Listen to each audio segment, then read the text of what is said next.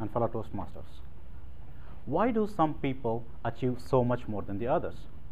How come they are so successful? And what is it that about self-made person?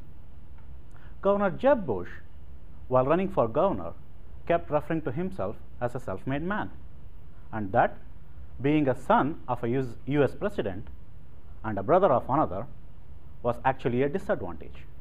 Really?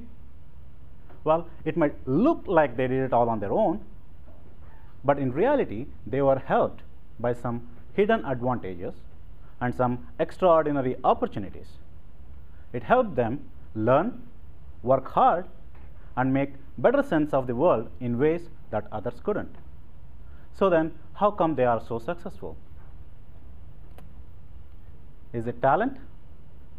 I believed in this until very recently, the lazy and the easy part.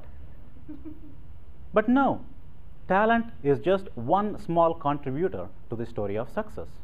Mozart, Bill Gates, Bill Joy, they were all talented. But then, what is it that separates the talented from the successful, the ordinary? Preparation. No matter how talented you are, you still need that critical minimum level of practice to gain excellence. And that, studies have shown, happens to be 10,000 hours. Beatles, they performed 1,200 shows before they shot to limelight in 1964. To put that into perspective, most bands today do not perform 1,200 shows in their entire career. Bill Gates worked 8 to 10 hours every single day for 7 consecutive years before he started off on his own company. He was way past his 10,000 hours. But then, how come the others could not prepare? Lack of opportunity. I'm not in the same mold as Seneca, but this is my take on opportunity, luck, and talent. Take Bill Gates for example. He was one of the luckiest people around, and the modest man that he is, he admits to being lucky in life. He was sent to a school which boasted of having time-sharing computers back in 1968, when most of the universities did not have that capability. He stayed close to the University of Washington, in walking distance actually, so that he could make use of the facilities of the University of Washington when they were free. He had a friend whose dad worked at a software company, and that company needed people to check their code. And in return, they would give them free computer time. Bill Gates had that opportunity. I could go on and on about all the opportunities that he got. Luck matters. Opportunities do matter. And talking about opportunity, take a look at this list. I'm pretty sure you'll agree with me that they're all pretty successful people around. Do you notice that they were all born around the year 1955? What's special about it? Well, they all had a window of opportunity, and that window of opportunity was the year 1975, the year of the PC revolution. They were all born just in time to make use of their window of opportunity, the year of the PC revolution. It does matter. When you get out of this room this afternoon, if you come across an Indian, I'm pretty sure you will, ask them if they came to the US on a job, not as a student, but on a job. And if so, ask them what year they were born. Chances are they are born between 1970 and 1976, and including me. And what was our window of opportunity? 1996 through 2000. The Y2K problem and the dot-com boom, not the bust, the boom. Try that. And then it takes me to the Matthew effect, an important one, I would say. Our education system has something called a cutoff date. September 1, it is here in Florida.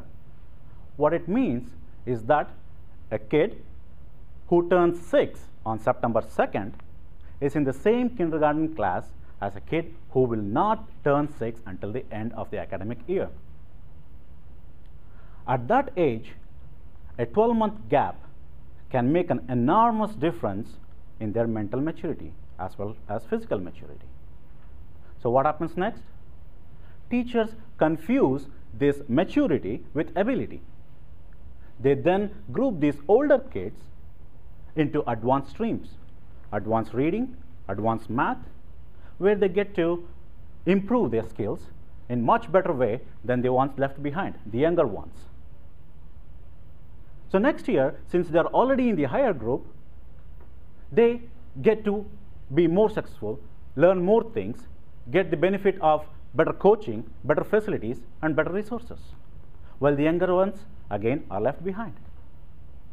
People think that this small disadvantage will go away in time, but it doesn't. It locks these kids into patterns of achievement and underachievement, encouragement and discouragement. It might look insignificant to begin with, but then this might be the difference between success, the successful, and the not so successful. And then there is whole thing about cultural legacy. Who are your ancestors, where you are from, what's your social background, etc. Believe me, trust me, cultural legacies matter too. In fact, there was an article in Time recently talking about why summer vacations are bad for everybody in general, but more so for the socially and economically challenged kids. Please do read when you get some time. I also strongly recommend reading The Outliers by Malcolm Gladwell. Very good book, which is what I based my content on today. So, what makes people successful? What makes them achieve so much than the others? Talent, opportunity, preparation, and again, believe me, it's cultural legacy. At the same time, we are all successful in our own way. Just remember that. I would like to leave with this quote from a Hindi movie. Thank you.